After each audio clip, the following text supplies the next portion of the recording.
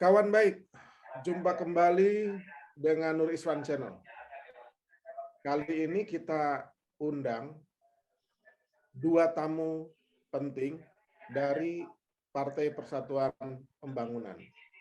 Tamu tersebut yang pertama adalah Kang Surya yang saat ini menjabat Bendahara Umum DPP P3 periodenya Pak Harso atau periode sekarang.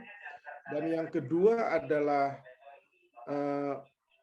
Bang atau Mas Najmi atau biasa dipanggil Gus Najmi yang sekarang diamanatkan sebagai Sekretaris DPW P3 DKI Jakarta. Tema kali ini kita akan bicara atau bincang tentang yang baru saja wafatnya Bang Haji Lulung, kemudian tentang milenial yang masuk ke P3 dan bagaimana prospek P3 ke depan. Selamat datang Kang Surya dan Gus Najmi di Nur Iswan Channel. Assalamualaikum. Ya. Waalaikumsalam warahmatullahi wabarakatuh. Bang Iswan. Oke, terima kasih sudah memenuhi undangan Nur Iswan Channel. Siap. Pertama, kehormatan saya di sini nih. Ya, pertama kita Nur Iswan Channel ingin mengucapkan turut bela sungkawa atas wafatnya Bang Haji Lulung yang sesungguhnya sudah janjian dengan saya sebelum beliau sakit untuk menjadi tamu. Jadi sekali lagi turut berduka cita. Kang Surya, Gus Najmi. Ya, terima kasih Bang Nur Iswan. Oke, karena baru saja P3 dilanda kedukaan, tentu saja giliran pertama ke Gus Najmi. Gus, bagaimana suasana kebatinan? Tentu sedih, tapi mungkin bisa disampaikan bagaimana suasana P3 setelah Bang Haji Lulung berpulang. Iya. Ya, terima kasih Bang Nur Iswan. Ini ada abang saya juga, Bang Surya Batara Kartika, petinggi DPP P3. Kalau saya ini orang daerah, Bang Nur Iswan. Kalau beliau orang pusat, gitu. Kehormatan untuk ada di diskusi malam hari ini. Tentu kalau ditanya bagaimana suasana kebatinan, saya salah satu orang yang merasa sangat terpukul, merasa sangat sedih, merasa sangat jatuh karena apa? Ibarat orang lagi pacaran itu lagi romantis-romantisnya. Itu kami kan sudah berjalan kurang lebih sekitar dari bulan Juni ya. Pertama saya ketemu beliau itu Juni, Juli, Agustus, September, Oktober, November. Ya kurang lebih 6 bulan lah, 6 bulan, 7 bulan kami benar-benar yang namanya melangkah setiap hari bareng-bareng. Kami setiap hari berinteraksi, tukar pikiran, tukar gagasan gitu ya Bang. Dan beliau saking luar biasanya bukan hanya menganggap saya sebagai mitra atau sebagai partner kerja gitu ya, tapi menganggap saya sebagai anak sendiri gitu. Dalam beberapa kesempatan saya banyak sekali mendapatkan ilmu-ilmu yang luar biasa dari beliau, sampai saya pernah bilang ya ke Pak Haji Lulung, Pak Haji, saya ini kan masih muda, saya ini belum banyak pengalaman. Mohon sekiranya kalau saya ada salah langkah gitu ya, ada salah ucap, salah tindakan, mohon langsung ditegur saja saya. Gitu. Justru jawaban beliau tidak disangka-sangka gitu ya. Dengan segala kerendahan hatinya, beliau malah bilang, Gus, meskipun Gus lebih muda, jauh lebih muda dari saya juga mohon diingatkan, saya mohon juga ditegur kalau saya salah-salah. Jadi itu apa ya, menggambarkan bagaimana suasana karakter beliau yang memang tidak pandang usia gitu ya, dalam melangkah, dalam melakukan inovasi-inovasi tentunya di kerja-kerja politik gitu Bang Nur Iswan. Dan saya jujur sekali merasa saat ini kehilangan satu kaki saya gitu. Tapi apa daya, ini sudah qadarullah, tidak ada pilihan lain selain saya meneruskan perjuangan almarhumullah Haji Lulung. Hal-hal apa saja yang disampaikan oleh beliau kepada Gus Najmi dalam konteks pekerjaan untuk mengembalikan kejayaan P3. Apa yang beliau sampaikan kepada Gus Najmi? Iya, kalau secara penyampaian lisan gitu ya, tidak hanya saya rasa tidak hanya lisan, tapi juga lewat perbuatan-perbuatan yang menuntut saya untuk berpikir, oh saya ini harusnya melakukan seperti ini. Oh dengan beliau gini saya harusnya gini. Jadi tidak ada batasan-batasan lingkup kerja yang beliau sekat gitu ya antara saya dengan almarhum. Saya diberikan kebebasan, keleluasan untuk melakukan apapun yang sekiranya bisa mendongkrak secara elektoral P3. Perlu saya sampaikan, kenapa saya ada di P3 juga itu karena beliau yang tarik saya gitu. Kalau bukan Haji Lulung yang meminta saya untuk mendampingi almarhum, itu saya bisa jadi dan sangat mungkin hari ini saya belum ada di P3. Sekalipun orang tua saya P3 juga gitu ya. Tapi tidak pernah terlintas di benak saya untuk ber-P3 sedini ini. Dan itu menurut saya salah satu terobosan yang sangat radikal, yang sangat luar biasa gitu ya, dilakukan oleh Pak Haji Lulung, bagaimana mengangkat sekretaris wilayah pendampingnya itu dari kalangan anak muda. Baru berusia 24 tahun, belum ada pengalaman politik yang panjang, tapi menaruh kepercayaan yang luar biasa terhadap anak muda. Ini merupakan simbol bagaimana Haji Lulung itu bukan hanya menempatkan anak muda sebagai gimmick politik. Sekarang kita banyak gitu ya melihat partai yang ngeklaim sebagai partai yang anak muda segala macam, tapi dengan menempatkan saya untuk mendampingi beliau, ini merupakan wujud konkret bagaimana almarhum adalah orang yang sangat terbuka terhadap gagasan-gagasan anak muda. Gitu, Bang Rizwan. Oke, sebentar. Nanti kita lanjut dengan Gus Najmi ya. Ya. Jangan live dulu, ya kan?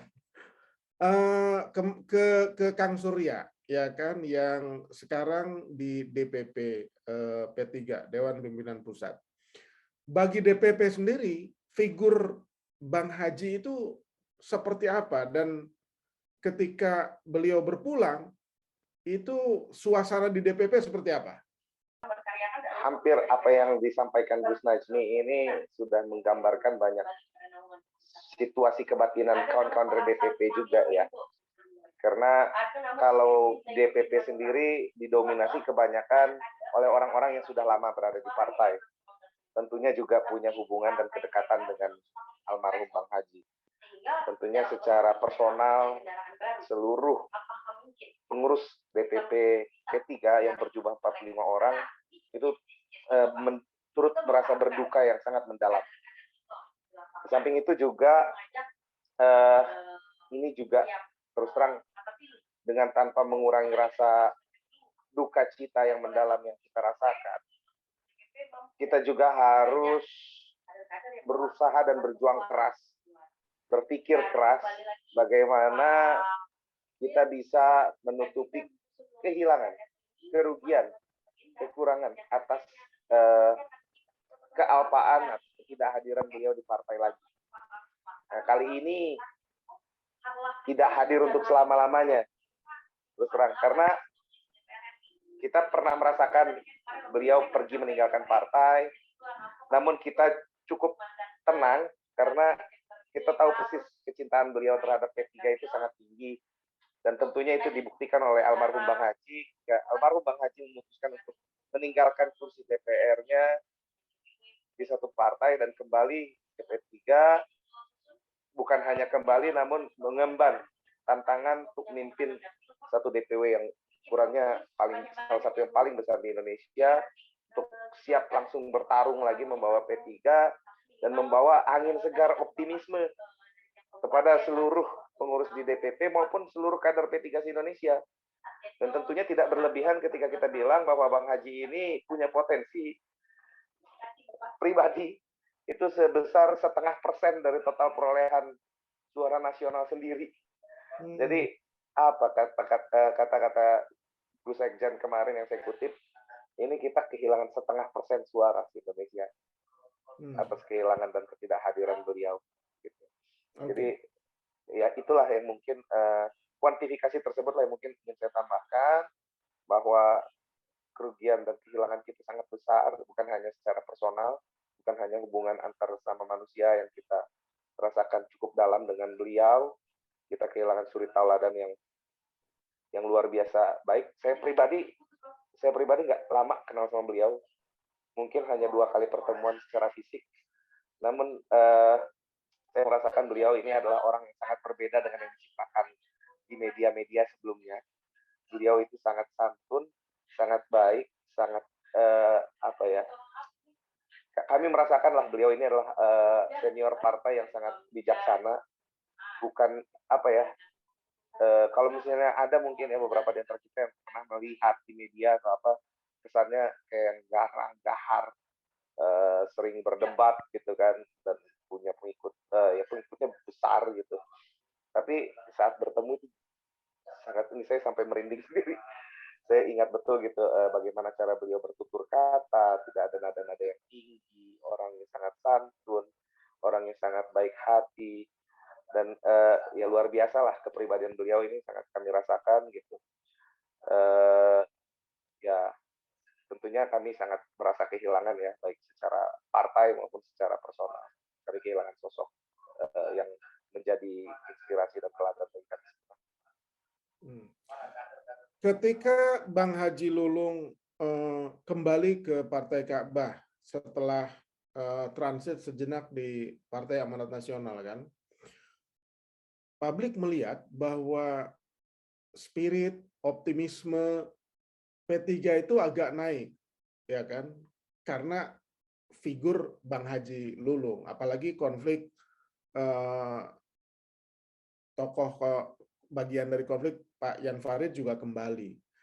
Nah, ketika Bang Haji masuk dan membawa semangat baru, optimisme baru, tapi tidak berapa lama kemudian beliau wafat, apakah wafatnya ini juga akan menurunkan spirit dan optimisme? Karena mencari figur yang sama itu pasti tidak mudah tuh, Kang Surya. Betul banget, Bang Iswan. Tidak ada sedikit pun keraguan saya dalam menjawab betapa sulitnya, bahkan mungkin sampai hari ini ya, izin Gus Najmi, kita belum sampai dengan saat ini belum menemukan gitu sosok mana yang akan bisa menggantikan kehadiran dan ya terutama kehadiran Bang Haji Lulung gitu di partai. Betapa besar pengaruh beliau, betapa kita ini ibarat naik roller coaster ya, optimisme kita melambung sangat tinggi di bulan Juni, Mei. Baru saja mendengar kabarnya Haji Lulung mau pulang, seluruh kader itu bersuka cita gitu.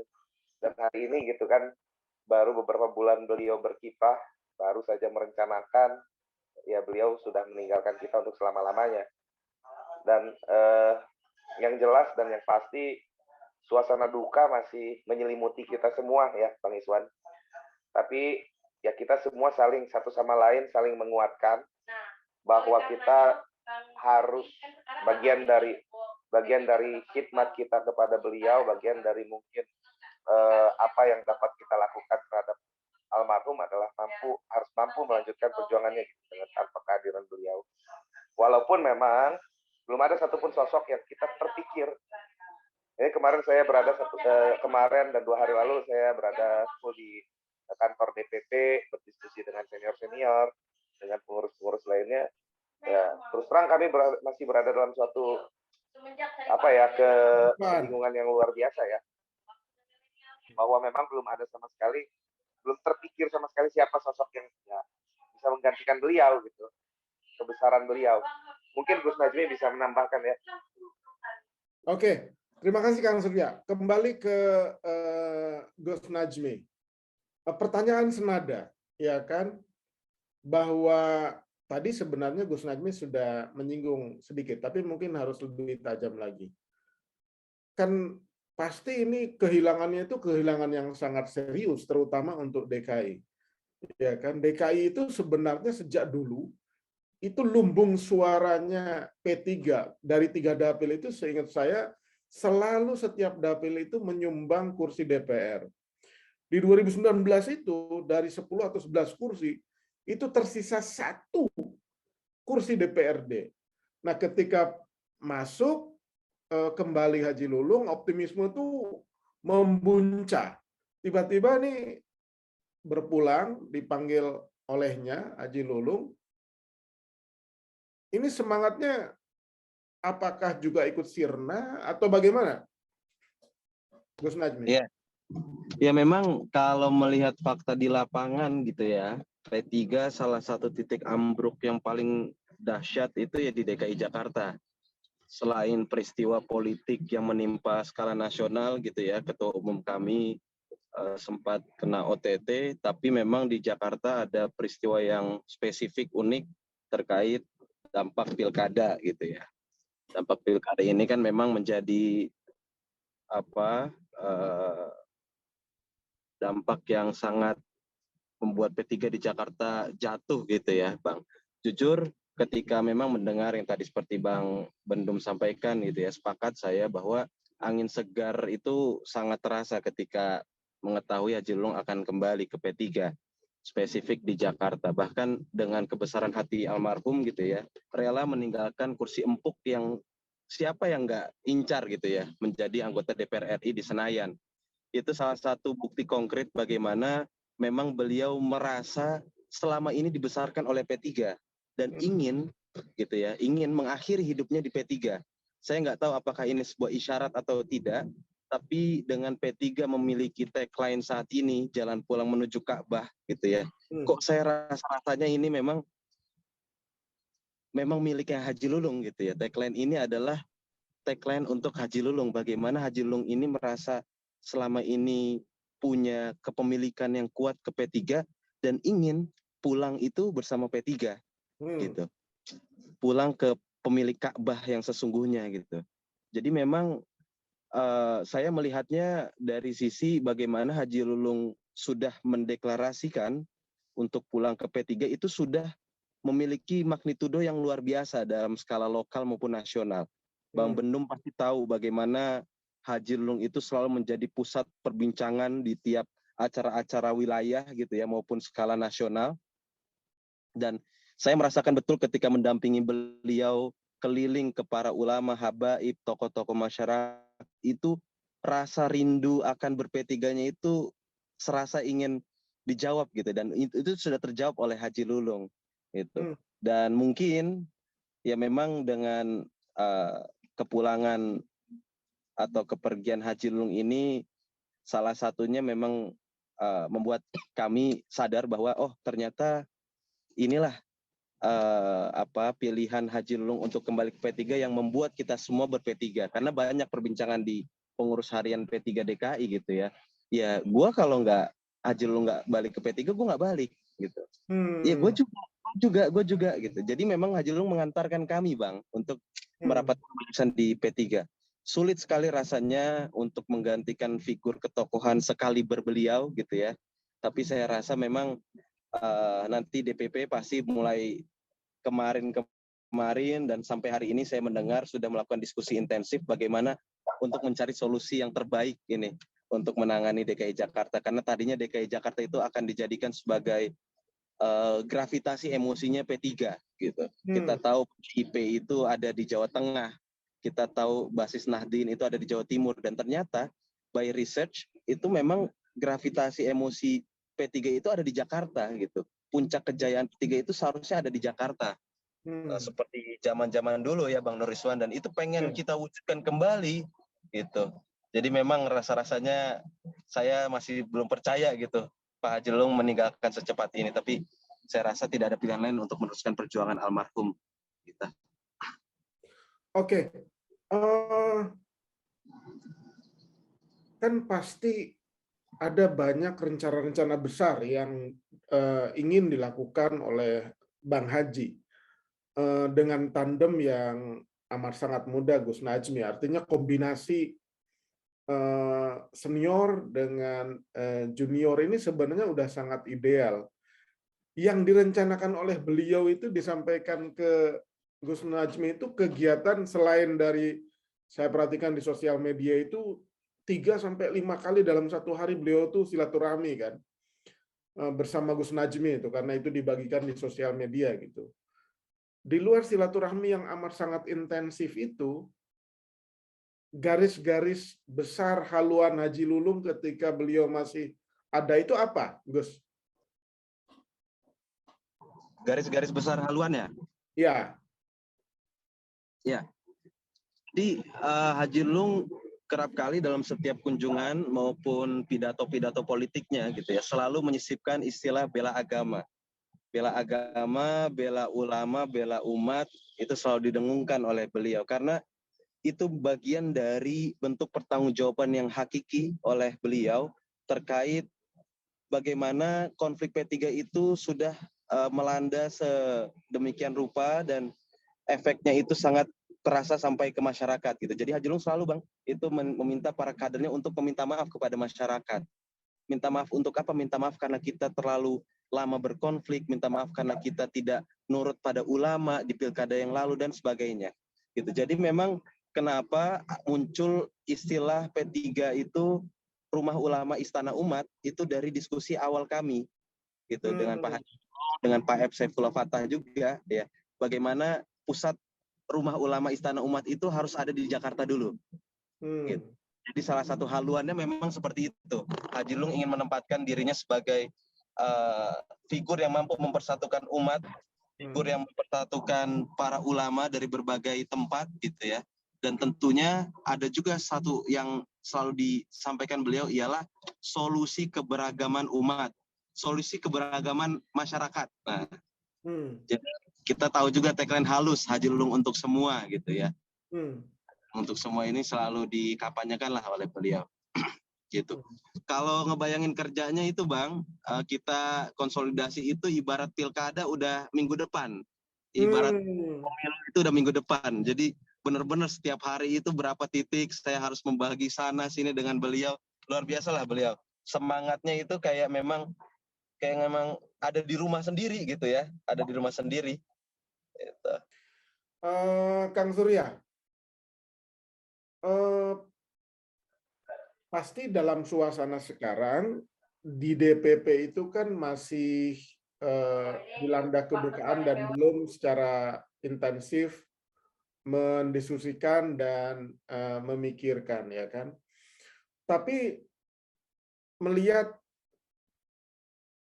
proses 6 bulan atau 7 bulan yang ada ya, 7 bulan yang ada kemarin itu kan animo tuh besar, bahkan mungkin daerah-daerah juga bahagia ya dengan kembalinya Haji Lulung ya, Kang Surya ya.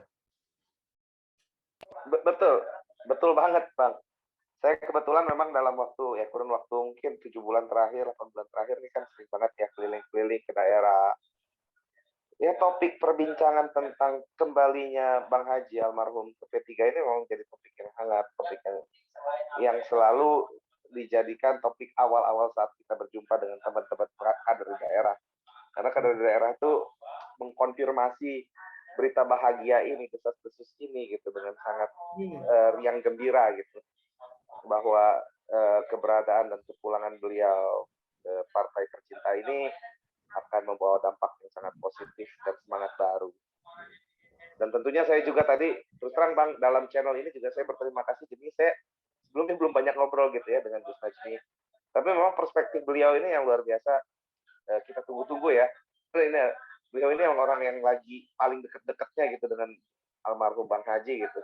Mungkin tadi statement yang bagus banget ya, bahwa ya satu-satunya yang harus kita lakukan adalah tetap semangat, kemudian melanjutkan perjuangan beliau dan jadikan ini sebagai, ini adalah bagi beliau, bagi almarhum dan bagi kita semua.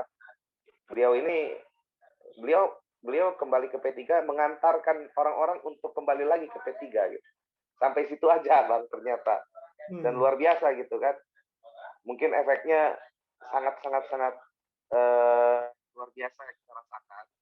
Ya tadi mungkin beberapa orang sampaikan bahwa iya gue balik ke P3, gue kembali ke P3 gara-gara ada Haji Lulung pulang. Dan dengan Haji Lulung yang ibaratnya pulang untuk selama-lamanya, pulang Allah gitu ya, mudah-mudahan ya kader-kader yang sudah di dalam pulang karena Haji Lulung juga tetap ada di dalam, dan kader-kader yang masih di perjalanan pulang itu segera pulang juga gitu. Bukan berarti dengan kepergian Bang Haji selama-lamanya ini malah pada akhirnya membuat semangat kader oke, semangat turun sesaat karena kita sedang diselimuti rasa duka, tapi akan berlipat kali lebih besar begitu kita mendengar bahwa semangat semangat beliau yang beliau sampaikan, mungkin belum secara publik disampaikan ke Gus Najmi, ini diketahui seluruh kader, ini akan menjadi suatu giroh atau semangat baru ya buat seluruh kader, tentunya terutama kader-kader yang ikut pulang karena Haji Lulung dan sedang dalam perjalanan pulang, baik secara langsung atau tidak langsung yang diajak oleh Haji Lulung.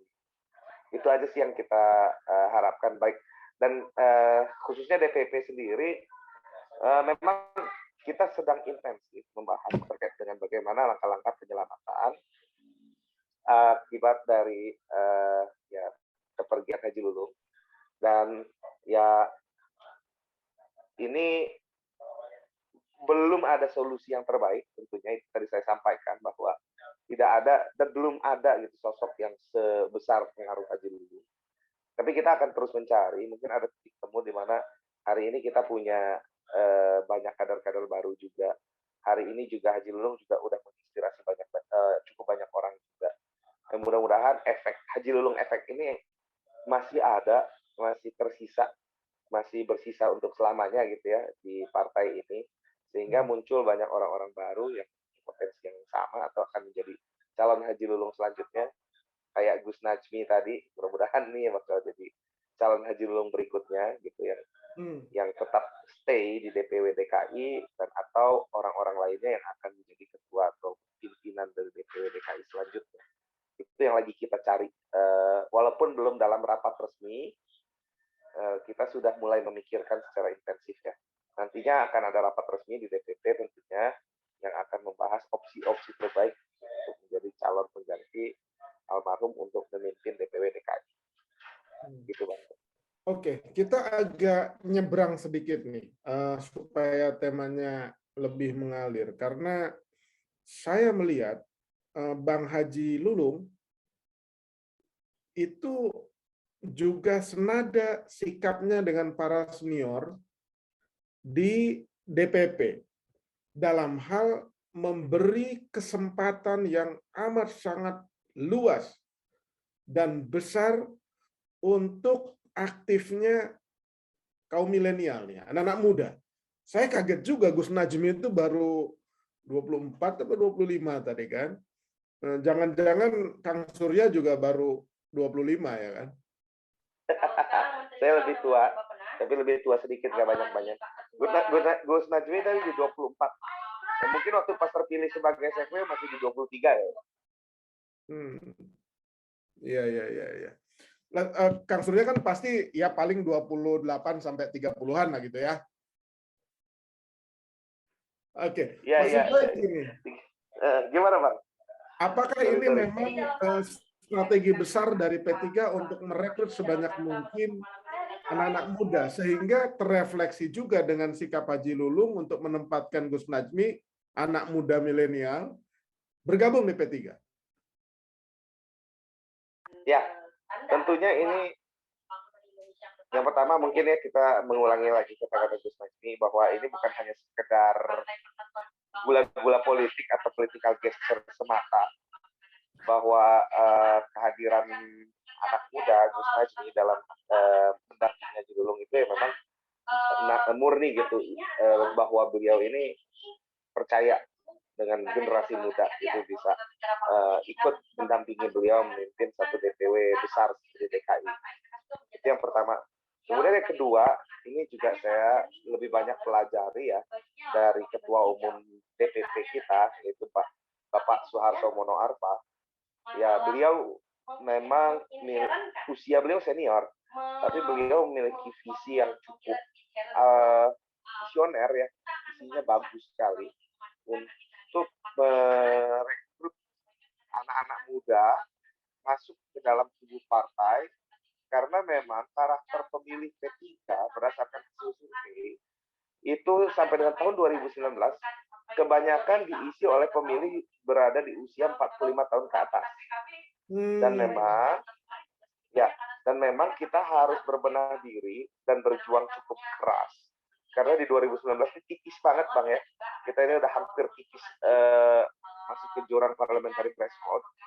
Kita harus berbenah untuk merubah wajah supaya kita bisa bukan hanya survive tapi bisa melipat gandakan suara di 2024 nanti, karena kami meyakini based on data yang kami terima dari Kang F juga dari Polmark yang mendampingi P3 itu bahwa pemilih pemula dan generasi milenial dan zilenial itu akan menjadi pemilih sejumlah 50% dari total DPP yang ada di 2024. Sehingganya cara berpikir, cara memimpin, cara menyampaikan dan menyusun program dan lain-lain dan sebagainya itu bukan hanya tertulis dalam suatu pesan-pesan kampanye, tapi harus dipikirkan dan disampaikan oleh bagian dari milenial dan zilenial tersebut.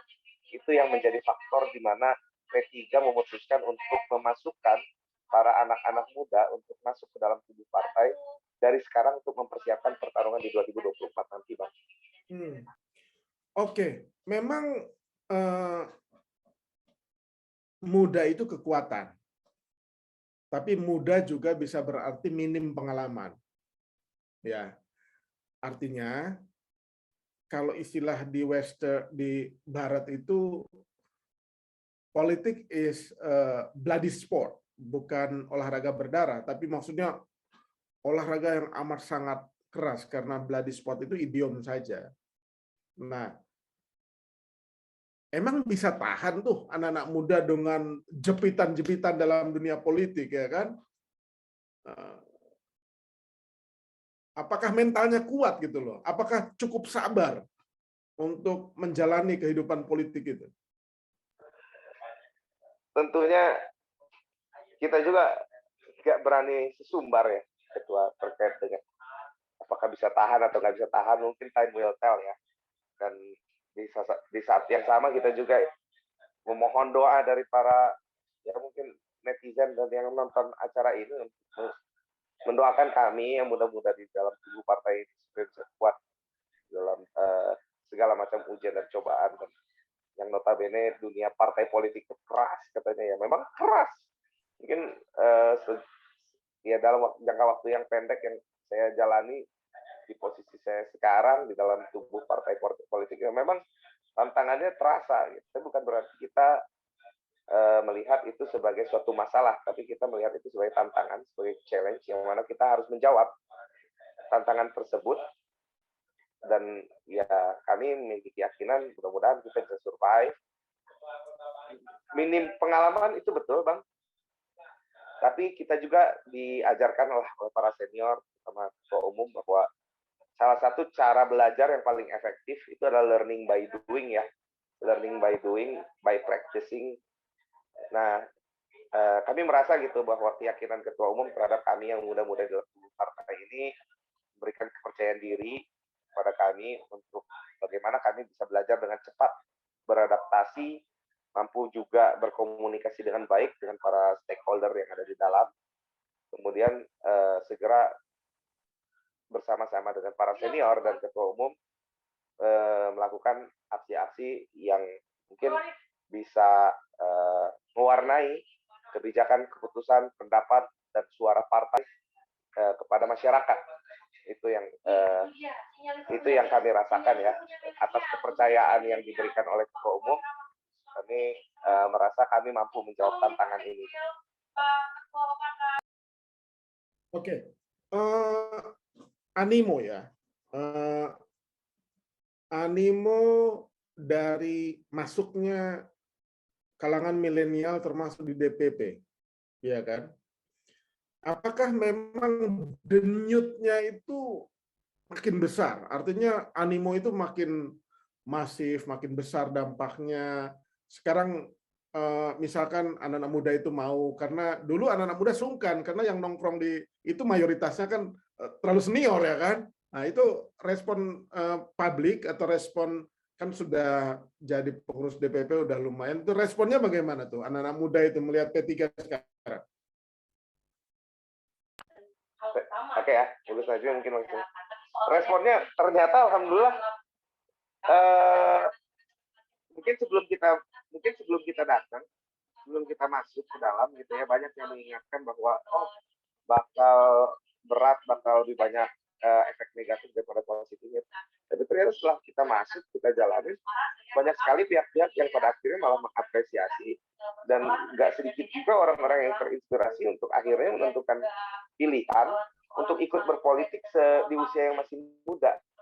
Ini yang fenomena yang terus terang cukup menarik untuk ya bagi saya pribadi ya, karena saya juga dalam hal ini menjabat sebagai ketua umum di Himpunan Pengusaha Muda Indonesia yang tentunya isinya anak-anak muda. Ini malah memberikan suatu gelombang baru nih Mas, kawan-kawan kader-kader HIPMI pun ikut untuk memutuskan untuk masuk ke dalam partai semudah mungkin gitu. Dan nggak sedikit yang kontak ke saya untuk minta referensi saya untuk bisa bergabung dengan P3 salah satunya gitu, dan mungkin beberapa lainnya ya memutuskan untuk masuk ke partainya masing-masing yang mungkin sudah dijadikan simpatisan dari awal. Tapi iya nggak sedikit sekali, sangat nggak sedikit, cukup lumayan banyak di daerah-daerah gitu yang mengontak saya untuk bergabung dengan P3 karena keberadaan kami yang muda-muda ini juga menjadi inspirasi bagi mereka untuk pada akhirnya kita harus turun tangan, turun rembuk untuk membenahi ya kan yang namanya Indonesia ini kan salah satu pilar demokrasi itu adalah partai politik. Nggak bisa kalau misalnya kita biarkan partai politik ini diisi oleh misalnya hanya segelintir pihak atau satu golongan aja. Tentunya kalau kita bilang bahwa golongan yang mendominasi sebelum ini ya kebanyakan diisi oleh orang-orang senior gitu kan. Kalau kita mau didengar, kita mau punya aspirasi, kita mau punya gaya yang berbeda, milenial ini kan kadang-kadang unik ya, Bang ya. Mereka ini kan banyak maunya, tapi ujung-ujungnya nggak milih juga gitu kan, milenial sama zilenial ini. Nah, tentunya salah satu cara untuk bisa membuat mereka atau kami ini itu bisa ikut memilih dan ikut mensumbangkan aspirasinya ya dengan masuk ke dalam gitu, bukan hanya ya dari luar berkomentar dari luar gitu Bang, kurang lebih Bang. Oke, kita kembali ke Gus Najmi nih. Pertanyaan yang senada, Gus. Bang Haji Lulung membuka kesempatan yang amat sangat luas kepada anak-anak muda masuk ke P3, beliau rayu, beliau ajak, ya kan?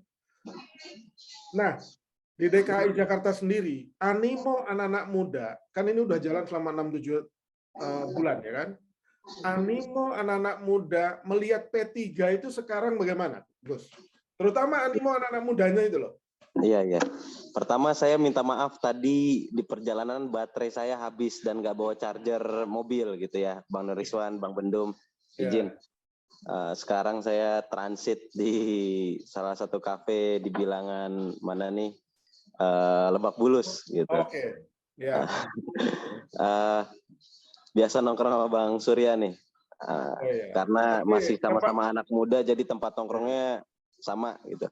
Saya Jadi juga diajak nongkrong nih Gus. Oh iya.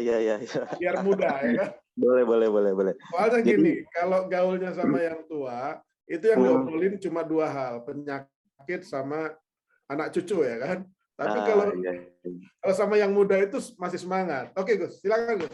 Pertanyaan yang tadi Gus, animo anak muda di DKI gimana? Gini, kalau saya memang nggak mau nggak mau munafik gitu ya, bahwa partai kita itu partainya orang tua ya. Dan itu memang nggak bisa ditutup-tutupi. Mau bagaimanapun secara sejarah gitu ya, partai kita memang salah satu partai yang paling tua se-Indonesia.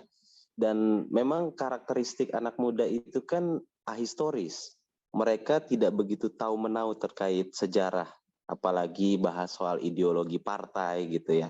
Jadi memang ketika P3 itu hadir di ibu kota dengan mengangkat saya, Bang Nuriswan, itu teman-teman dekat, teman-teman nongkrong, teman-teman Instagram itu pada kaget jujur bahwa kalau milih P3 sih gitu kira-kira ya.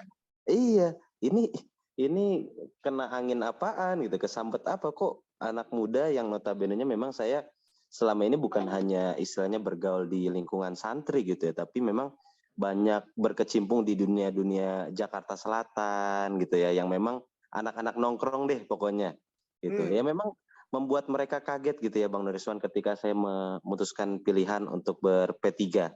Dan saya tidak malu, saya sama sekali tidak malu untuk membawa P3 ke tempat nongkrong saya. Karena memang misi yang ingin saya deliver adalah P3 saat ini bertransformasi sedemikian rupa untuk membuka ruang kepada anak-anak muda. Buktinya apa? Ini depan lu, teman nongkrong lu sendiri dipercaya untuk, ini bahasanya kalau teman-teman ngelihat saya itu udah elit politik. Udah elit politik, bukan hanya sebagai fungsionaris, tapi elit politik, Bang. Bayangin, Bang. Kita disandingkan oleh tokoh politik yang nggak ada yang meragukan lah, yang punya tanah abang lah. Itu saya disandingkan dengan beliau, memang bikin teman-teman saya kaget gitu. Dan saya jujur ketika momentum pengangkatan saya dan almarhum gitu ya memimpin P3 di DKI Jakarta itu terus-terusan saya kapitalisasi, terus-terusan saya gaungkan gitu, baik itu di media sosial, di tempat-tempat publik, di diskusi webinar segala macam, itu terus saya gaungkan karena itu menandakan bahwa partai ini mau berubah. Ini bukan cuma partainya para kiai, para alim ulama, selalu saya katakan di setiap kesempatan gitu ya. Kenapa? Simbol kita itu Ka'bah. Loh, Ka'bah itu bukan hanya tempatnya orang-orang alim, bukan hanya tempatnya para kiai. Di situ para pendosa pun mau datang ke Ka'bah. Para orang-orang yang ingin bertaubat, orang-orang yang menghamba, berdoa, mengharap, itu datang ke Ka'bah. Itu mungkin saya bukan bagian dari orang alim, tapi saya bagian dari pendosa yang ingin datang ke Ka'bah. Gitu. Jadi ayo kita rapatkan barisan. Gitu. Gitu. Sebenarnya segmen utamanya kan kita nggak boleh kabur, Bang. Ialah pemilih Islam gitu ya, pemeluk agama Islam. Itu yang nggak boleh kabur, itu yang harus dijaga. Selebihnya ya apakah anak-anak nongkrong segala macam itu ikhtiar yang sedikit ya susah-susah gampang lah. Mereka senang tapi ya belum tentu juga mereka milih gitu ya. Nanti PR juga buat saya dan teman-teman Bang Surya gitu ya. Oke. Menariknya tadi tuh, ya kan? Itu tadi respon anak muda ketika diajak masuk ke Ka'bah itu. Kan pasti nih, Gus Najmi kan pasti yang diajak itu yang kenal duluan dong, ya kan? Betul. Teman nongkrong tadi itu, teman SMP, teman SMA, teman-teman nongkrong, ya pokoknya lintasan silaturahminya Gus Najmi lah, ya kan? Yang Gus Najmi kenal. Lah mereka pada mau nggak tuh diajak ke P3 gitu loh? Iya. Kalau saya ngelihatnya bukan mau ber-P3 apa enggak, tapi paling enggak kenal dulu, Bang. Gitu. Mereka mau untuk kenal. Mereka belum mau ber-P3 tapi mereka udah mau kenal dengan P3 gitu. Dan selebihnya ya betul yang kata Bang Bendum, kita anak-anak muda tidak hanya ingin menjadi objek politik yang dimanfaatkan ketika menjelang pemilu saja, yaitu partai-partai pada ngejual isu-isu anak muda segala macam, tapi kita pengen jadi subjek di dalamnya gitu, yang memang turut andil dalam menentukan setiap kebijakan di partai politik gitu. Kalau dalam istilah agama kami itu kan man ra'a minkum munkara falyughayyiru biyadihi walayastati bilisanihi fa illam yastati biqalbihi. Ya. Jadi memang cara untuk pertama mengubah harus dijelasin, banyak kawan baik kagak ngerti nih. Ngeri emang ini Gus Najmi ini emang gue tuh salut banget emang beliau ini. Panjang kali ayatnya. Biasanya gue sering dengar dia bikin hafal ayat-ayat pendek-pendek ini mungkin yang paling panjang ya gue tahu. Keren banget. Itu bukan ayat tuh hadis kayaknya. Itu hadis itu. Iya. Artinya karena kita di P3 jadi harus diselip-selipin gitu, Bang. Enggak, itu sebenarnya hadisnya itu baru dihafal kemarin. Betul, ya kan? betul. Supaya untuk channel ini. Supaya untuk sosialisasi itu pakai ayat itu dia diapalin dulu. Iya. Iya, maksudnya itu kan makna bagaimana kalau di hadis itu diterangkan untuk mengubah kemungkaran gitu ya. Ubahlah pertama dengan tanganmu. Kalau tidak bisa dengan tanganmu, dengan lisanmu, dan terakhir dengan hatimu gitu kan. Dan dengan tangan itu kan ibarat bagaimana kita berpolitik, Bang. Melalui tanda tangan Bang Bendum itu bisa mengubah kebijakan suatu kelompok gitu ya, yang tadinya pusat dari tempat maksiat segala macam, tapi kebijaksanaan tanda tangan Bang Bendum gitu ya bisa mengubah dari tempat maksiat menjadi tempat yang manfaat gitu, misalnya kayak gitu. ya nilai-nilai seperti itulah Bang yang mesti kita tanamkan ke anak-anak muda. Jangan hanya jadi penonton tapi jadi sebagai subjek kita. Oke, lebih tajam lagi ingin saya tanya dan gali. Kan pasti udah jalan kemana-mana nih, kumpul sama anak-anak muda lain ya kan? Apa impresi mereka anak-anak muda milenial itu terhadap P3? Mereka itu ngomong apa tentang P3 itu, Gus? Ngomong apa? Ya karena lambang kita Ka'bah sih Bang. Jadi memang partai Islam itu selalu melekat di benak mereka gitu. Saya itu kan SMP, SMA itu di Al-Azhar. Itu di kantong saya itu ada lambang, ada logo masjid itu Al-Azhar. Itu saya udah merasa beratnya itu ngegendong-gendong masjid setiap hari. Dan sekarang saya harus menggendong-gendong Ka'bah gitu setiap hari. Itu berat memang. Tapi ya sudah, nggak apa-apa lah. Kita kan yang namanya anak muda. Kalau Gus itu masih boleh salah Bang, masih boleh nakal. Itu bisa dipentung lah sama kiainya. Tapi kalau kiai itu udah nggak boleh salah. Iya. Ya, maksudnya gitu. Di mata mereka itu partai ini nih seperti apa, Gus? Di kalangan mereka. Misalkan, Najmi, lu kagak salah lu milih partai apaan tuh gitu kan? Gitu kira-kira bahasanya apa, seperti apa mereka itu? Partai P3 ya partai yang religius Bang. Cuma semenjak nggak tahu ya, saya kan sempat nanya-nanya juga ke beberapa kolega, termasuk Pak F. Saifullah Fatah gitu ya. Beliau sangat senang gitu dengan komposisi di DKI Jakarta karena saya dianggap mampu memoderasi Haji Lulung. Kita tahu figur Haji Lulung sekuat itu, apalagi keberpihakan kepada ulama gitu ya, kepada umat gitu. Bahkan bisa dibilang ya cenderung ke kanan-kananan gitu. Dan Najmi mampu memoderasi itu dengan ya memunculkan isu anak muda, segmen-segmen pemilih pemula gitu. Tapi kalau dibilang image kita partai Islam itu tidak bisa buyar Bang di anak-anak muda. Memang ini partai yang sangat religius, orang logonya Ka'bah gitu. Tapi kita punya bendera sekarang Bang di logonya itu agak nasionalis dikit lah. Iya, agak stop lah, agak ini agak lebih lembut lah gitu karena ada sebaran bendera merah putihnya itu. Iya, dulunya kan kotak, bahkan kan kalau kotak tuh kayak kesana kaku gitu ya. Iya. Kalau sekarang agak luas lah. Dan ketua umum kita Bang itu perlu juga ya saya apresiasi ketua umum kita, meskipun aki-aki tapi otaknya itu visioner banget ya Mi ya. Kalau yang ngomong aki-aki itu Kang Surya, itu dijewer loh. Kalau Gus Najmi yang ngomong karena masih muda, dia kan masih muda, wajar lah dia salah ngomong begitu katakan. Tadi gue sempat bahas ketum juga, tapi nggak berani gue ngomong aki-aki. Gue bilang itu memang sangat visioner gitu. Terlepas dari usianya yang sudah sangat senior. Kalau gue bahasanya masih kayak gitu, Mi. Lu emang benar-benar addressing it very well. Iya, saya kan belum selesai. Meskipun aki-aki, tapi jiwanya itu muda-mudi banget. Iya.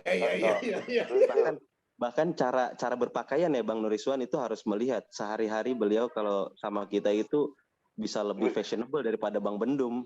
Betul. Jaketnya pakai hoodie, ya? Iya. Pakai jaket kulit, sepatunya cat, kadang-kadang ini apa istilahnya? Sneakers. Sneakers. Gua aja pakai pantofel udah kayak orang tua, ketemu pakai sneakers. Iya. Dan itu bukan sekedar gimmick ya Bang ya. Dulu kita beberapa kali melihat juga orang yang maksa-maksain jadi anak muda dengan berpakaian anak muda, tapi kalau beliau itu memang dari gagasan, dari pikirannya itu sangat genuine, yang betul-betul visioner dan anak muda minded banget gitu. Oke. Ini sebenarnya nanti akan kita buat berseri nih Gus, soal obrolan dengan Gus Najmi dan Kang Surya ini. Jadi jangan bosan kalau saya undang terus untuk di Nuriswan Channel ya. Pertanyaan terakhir sama Gus Najmi ya, pertanyaan Kang terakhir. Surya dong, Kang Surya. Nanti ya kan tadi Gus Najmi. Iya. Terakhir nih, karena Gus Najmi ini mengalami langsung, dia menyebut tadi orang tuanya itu P3, ya kan? Gus Najminya anaknya. Selalu kita itu sebagai anak dengan orang tua tuh kayak ada gap generation, sehingga gap persepsi, gap sudut pandang. Ya kan? Nah itu rasa nggak seperti itu memang? Saya tanya dulu, ini dengan orang tua kandung atau gimana maksudnya? Iya, dengan orang tua kandung. Pengalaman pribadi lah. Plus Iya. nanti dengan para senior. Gus Iya. Najmi ngeliatnya ya memang pantesan aja nih P3 dia nggak ikutin zaman, Nah, nggak tahu maunya anak-anak muda gitu kan. iya, Ya iya. gitulah. Kalau saya ngejelek-jelekin Bapak sendiri ya nggak elok lah. Tapi memang jujur ya, sebelum saya berbaju P3 gitu ya, saya banyak sekali diskusi dengan beliau terkait ya bagaimana P3 itu harus berbenah. Ini kan sebenarnya P3 sudah mengawali di era Ketua Umum Romahur Hurmuzi, Bang Nuriswan. Romahur Hurmuzi itu salah satu menjadi gerbang bagaimana P3 berbenah, P3 memoderasikan partainya gitu ya, dengan mengangkat ketua umum. Modernisasi ya. Ya, memodernisasi juga dengan sosok ketua umum yang sangat milenial lah pada zamannya gitu ya. Itu memang sudah diawali semangatnya, tapi kan belum terasa ininya efeknya ke anak-anak muda gitu. Dan saya banyak sekali diskusi dengan Bapak. Cuma memang ayah saya, meskipun saya dari lahir gitu ya, nama saya kan Najmi, itu ada makna historisnya Bang Nuriswan. Apa Dulu itu? di tahun 97 itu partai P3 logonya sempat bintang gitu. Logonya sempat bintang, dan ketika saya lahir ayah pertama jadi DPR RI 97. Jadi nama saya Najmi gitu kan. Jadi kalau dibilang saya P3 sejak kapan, ya sejak sebelum lahir. Cuma beliau tidak pernah mendikte saya atau memaksa saya untuk ber-P3 gitu ya. Tidak pernah gitu. Ya memang gap itu ada lah, gap generation, gap knowledge itu ada pasti. Cuma saya sangat merasa berbangga ketika ngelihat pengurus DPP waktu awal pengumuman peluncuran itu, darah-darah segar semua, dari bendahara umum, dari ketua-ketua DPP-nya gitu ya. Bahkan bukan hanya milenial, Bang. Kalau saya ini kan ada selepas di milenial ya, generasi 96 itu kalau sesuai data BPS itu terakhir milenial. Saya 97 itu sudah masuk generasi Z. Dan di pengurus DPP ada beberapa generasi Z, di situ ada anaknya Bupati Bogor ya, Mbak Nadia Hasna, terus juga ada siapa lagi ya Bang? Anak Ramsud. Ada. Oh iya, maksudnya memang saya ngelihat pas awal pelantikan atau peresmian anak-anak muda di DPP itu bikin semangat, luar biasa ini P3. Terbukti, dan itu terbukti konkret, sangat terbukti. Beberapa waktu lalu kita peresmian rumah kerja difabel ya, partai ramah difabel, kita mendeklarasikan sebagai partai ramah difabel. Itu kan salah satu bentuk bahwa P3 itu tidak lagi eksklusif, sudah membuka diri ke beragam isu gitu. Dan salah satu isu yang sangat diantusiaskan oleh anak-anak muda ya isu terkait kepedulian terhadap teman-teman difabilitas gitu. Itu konkret. Oke. Terima kasih Mas Nasbi. Terakhir nih ke Kang Surya, ya kan? Karena dia adanya di DPP, ya kan? Artinya dengan masuknya generasi milenial dan Z, ya kan? Kalau kata Gus Najmi bilang, DPP kan mestinya itu optimis dong dalam memandang masa depan, terutama menjelang 2024, Kang Surya. Artinya masuk darah segar, anak muda, cara pandang berubah, berarti message yang disampaikan ke para pemilih juga pasti akan berubah, ya kan? Optimis nggak dengan hadirnya ini? Insya Allah, Bang Iswan, karena Bang Iswan nanyanya sama kami, sama saya, sama Najmi, ya tentunya tanpa optimisme ini kita nggak akan menjawab tantangan untuk berada dalam. Dan tentunya setelah sekian waktu kita berada dalam, ya optimisme itu sedikit demi sedikit terjawab. Mungkin memang kita belum secara aktif mengajak, dalam tanda petik memaksa teman-teman di lingkungan kita untuk masuk. Tapi ketertarikan itu mulai tumbuh dan muncul. Tapi di luar dari lingkaran ini, lingkaran yang biasa kita jalani sehari-hari, ketemu sehari-hari, banyak teman-teman kita di luar daerah atau yang bukan di lingkaran terdekat yang sudah lama mungkin menjadi simpatisan tapi belum berani masuk ke dalam. Kehadiran kami-kami yang muda ini ngebikin ya teman-teman muda yang sudah terpikir untuk ya masuk ke partai P3 menjadi simpatisan yang sudah ya sejak lama, itu langsung masuk gitu. Langsung masuk dan ikut berkiprah dari dalam juga ya. Nah, itu kan balik lagi ya, menjawab optimis atau enggak ya tentunya kita optimis, dan optimisme itu sedikit demi sedikit terjawab ya. Walaupun memang kita butuh waktu untuk membuat, meramu, dan meng-create supaya optimisme tersebut itu dapat terdeskripsikan dalam bentuk angka-angka gitu. Karena memang sampai hari ini kita masih mempersiapkan banyak hal. Tentunya ini merupakan langkah awal yang sangat baik dengan kami ada di dalam.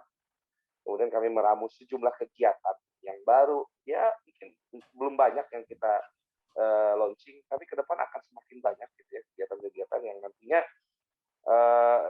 warna anak-anak mudanya makin kelihatan gitu. Dan kami berharap gitu dengan ya tren positif ini, kami semakin yakin bahwa di 2024 nanti kami mampu meraih hati para pemilih pemula, terutama pemilih pemula yang beragama Islam.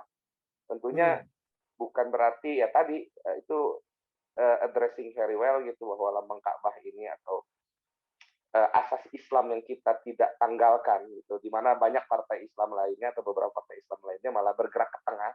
Kita enggak, kita tetap bertahan, asas Islam kita pertahankan. Ya, dengan adanya keteguhan tersebut, ya kita akan fokus dan spesifik untuk meraih dan mengajak para pemilih pemula yang beragama Islam untuk memilih P3. Dan saya yakin jumlahnya itu cukup besar ya. Dengan berbagai macam isu-isu yang mulai kita concern. Kemudian kalau kita lihat tren-tren dunia maya juga makin merespon.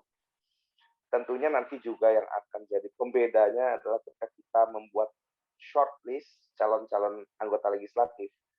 Tentunya dengan adanya komposisi anak-anak muda yang setengahnya di dalam internal partai, bukan hanya di DPP loh Bang Iswan, tapi di DPW yang jelas-jelas ada Gus Nasmi juga di sini, bukan hanya di DKI, tapi di 34 provinsi, 514 kabupaten kota, itu kita wajibkan bahwa sentuhan anak mudanya atau kehadiran anak mudanya itu harus ada dan cukup dominan gitu.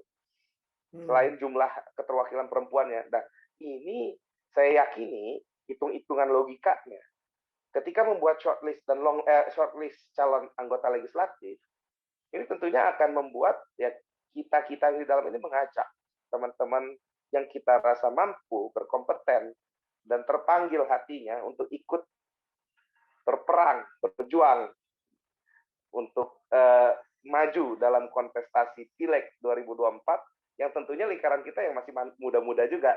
Nah, itu yang nantinya bakal jadi suatu efek kejut ya, di mana nanti tiap-tiap orang yang bergabung menjadi calon anggota legislatif 2024 tentunya akan lebih banyak anak mudanya juga.